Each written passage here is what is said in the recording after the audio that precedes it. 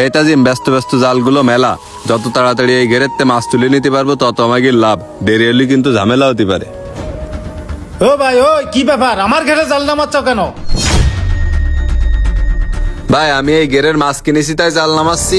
ও ভাই, ঘেরের তো ওটা তুমি। তোমার সাহস দাস কিনা আমার ঘরে জাল নিয়ে নামার? এবার বলো, কার কাছ থেকে মাছ কিনে চাও? ঘেরের মালিক তো আমি। আপনি ঘের মালিক মানে? তাইলে ওই লোকটা কিডা? কোন লোকটা? তুমি আমার বিষয় দিয়ে ভালো করে খুলিয়ে কও দিন, কার কাছ থেকে মাছ কিনে চাও? ভাই তাইলে আপনি বিষয়টা শোনেন, আমি কার কাছ থেকে মাছ কিনেছি। ওরে আল্লাহ, এই ঘেরে যে মাছ হয়েছে, এই মাছের সাইজ কি? এই মাছ করা যদি আমি কিনতে পারতাম তাহলে আমার ভালোই লাভ হইতো। বাজারে তো এরকম মাছের চাহিদা খুব। এ ভাই, এই কি ব্যাপার? আপনি এরকম মুখে চুকি মারতেছেন কি আমার এই ঘেরে? ও ভাই, আমি একটু এই ঘেরের মাছ দেখছিলাম। এই ঘেরে তো দেখতেছি ভালো বড় বড় মাছ হয়েছে। হ্যাঁ, ঘেরে তো বড় বড় মাছই হবে, তা কি হয়েছে?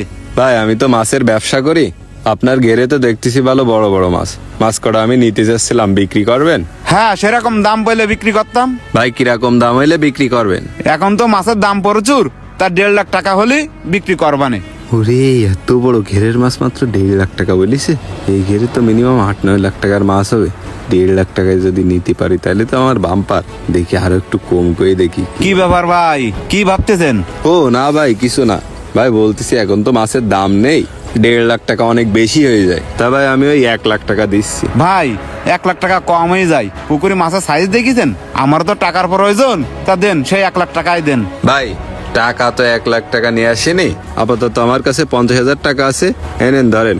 আর বাদ বাকি টাকা মাছ তুলে নেওয়ার সময় দিবানি। ঠিক আছে ভাই, মাছটা তাড়াতাড়ি তুলে নিয়েন। আচ্ছা ঠিক আছে ভাই।